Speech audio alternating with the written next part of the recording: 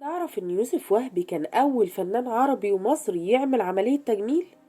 لأ، وإيه من غير بنج، وده كله عشان يقدر يمثل. طب تعرف إن أول فنانة عملت عملية تجميل لمناخيرها كانت نعيمة عاكف؟ والله زي ما بقولك كده، كانت مناخيرها معوجة وحبت تصلحها. ومين يا ترى الفنانة الكبيرة اللي راحت تغير شكلها عشان تبقى شبه صوفيا لورين؟ وفنانة تانية من كتر عمليات التجميل الدكاترة قالوا لها انتي مستحيل نعملك عمليات تاني، خلاص وشك ما عادش يتحمل.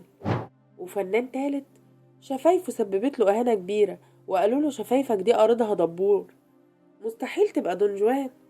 وواحدة تانية دفعت حياتها تمن عملية تجميل، وكل ده أيام الأبيض وأسود. انتي بتقولي ايه؟ والله زي ما بقولك كده. كامل معايا حكاية النهاردة من حكايات المشاهير.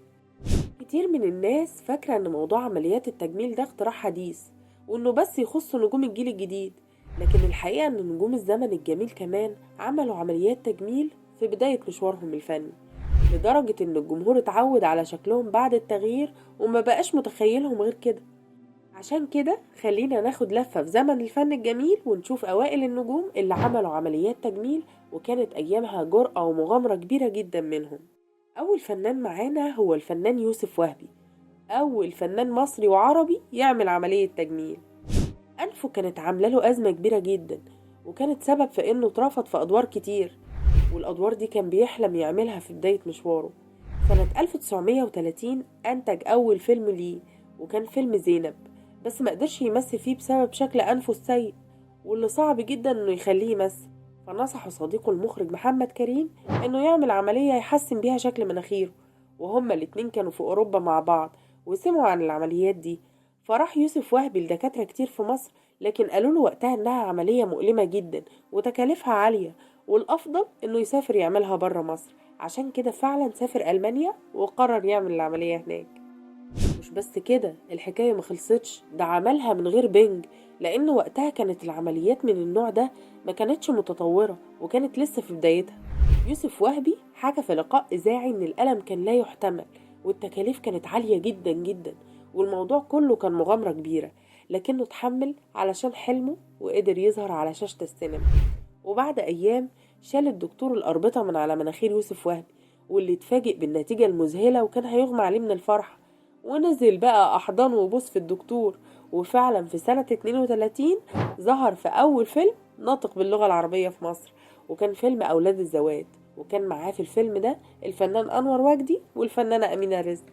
أما بقى أول واحدة من الفنانات تقرر تخوض التجربة دي فكانت فتاة السيرك نعيمة عاكف، واللي تعتبر أول فنانة اتجرأت تعمل عملية تجميل في مناخيرها، وفعلا خضعت لمشرط جراح التجميل الدكتور نادر سويلم عشان يصلح اعوجاج كانت بتعاني منه في أرنبة الأنف.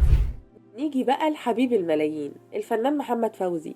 المخرج حلمي رفلة رشحه الفيلم سيف الجلاد، وبعد نجاحه استوديو مصر تعاقد معاه لبطولة فيلم أصحاب السعادة، لكن المخرج محمد كريم برضو اعترض بسبب ان شفته اللي فوق كانت غليظة جدا ومليانة، ولهجته ريفية قوي، واتريق عليه وقال له احنا جايبين لنا ممثل كأن دبور قارت شفته، ده ما ينفعش يبقى دون جوان ابدا والبنات تحبه.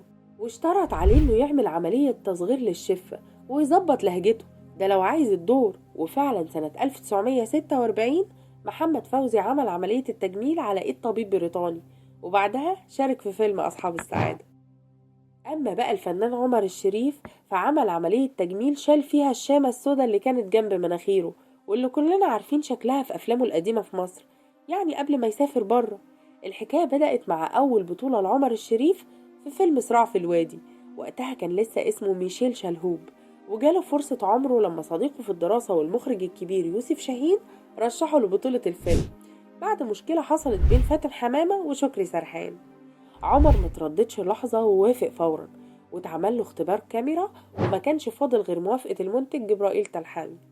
المنتج طلب من عمر انه يشيل الحسنة اللي كانت في وشه علشان يوافق رسميا على مشاركته في الفيلم. عمر ما اعترضش وراح فعلا لدكتور جراح علشان يعمل العملية، وبعدها راح يزور صديقه أحمد رمزي علشان يقوله انه هيمثل مع فاتن حمامة، وهناك قابل اخو رمزي اللي كان دكتور جراح هو كمان.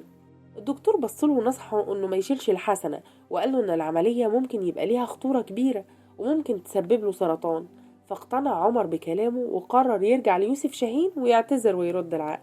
لكن شاهين رفض وأصر إن الحسنة دي مش عيب، بالعكس دي ميزة جدا ومميزة في شكله، وقدر يقنع المنتج إنه يكمل الفيلم زي ما هو. وبالفعل نجح عمر الشريف نجاح كبير جدا في السينما المصرية وقتها. بعد كده وتحديدا في سنة 61 جت لعمر فرصة عالمية واتفق مع مخرج أمريكي على بطولة فيلم لورانس العرب، لكن المخرج طلب منه يشيل الحسنة برضه عشان تناسب الشخصية. المرة دي عمر وافق وعمل العملية فعلا سنة 61، وبعت أول صورة ليه بعد العملية للصحف والمجلات في مصر، واللي صوروا الصورة دي كان صديقه الفنان عبد الحليم حافظ. أما بقى الشحرورة صباح فهي من أشهر الفنانات اللي عملوا عمليات تجميل في جيلها، ويمكن أكتر واحدة خلفت جدل بسبب الموضوع ده. بدأت رحلة التجميل في نص السبعينات لما عملت عملية شد للوجه، وبعدها كررت نفس العملية كذا مرة لحد ما الدكاترة منعوها وقالها إن جلدها ما بقاش يستحمل. ومع ذلك كملت بعد كده عمليات تانية زي نفخ الوجه وتصغير الأنف وغيرها من التعديلات اللي ملهاش نهاية، واللي خلت شكلها يبعد كتير عن الصورة اللي جمهورها عارفها وكان متعود يشوفها بيها. نروح بقى لفايزة أحمد، واللي كان معروف عنها إنها كانت شديدة الغيرة جدا وحساسة جدا تجاه شكلها، وكانت دايما بتشتكي من النحافة الزايدة. علشان كده كانت بتكره التمثيل، لأنها ما كانتش بتحب تشوف نفسها على شاشة في الأفلام اللي شاركت فيها، خصوصا إن وزنها وقتها ما كانش بيزيد عن 40 كيلو، لدرجة إنها كانت بتلف قماش حوالين وسطها عشان تبان أتقل شوية يعني أو أدخن. وده على حسب اللي ذكره الناقد وجيه ندى في مقاله عن فايزة أحمد، وقال فايزة أحمد الطيبة والمتسامحة، وبسبب رغبتها إنها تطلع بشكل أجمل قدام الناس قررت إنها تعمل عملية تجميل لخدودها عن طريق إنها تنفخها، وكانت دي من أول العمليات اللي اتعملت بالشكل ده في مصر. لكن للأسف بعدها جالها سرطان، ولما عرفت مرضها سافرت عشان تتعالج وعملت عملية جراحية، لكن للأسف ما نجحتش لأن المرض كان انتشر بشكل كبير، فقررت تعتزل الفن ولزمت الفراش سنين طويلة قوي لحد ما توفت سنة 83 قبل ما تكمل 52 سنة. وقتها اتقال كلام كتير إن سبب مرضها كان عملية التجميل اللي عملتها في خدودها، لأنها من أوائل الستات اللي خاضوا النوع ده من العمليات.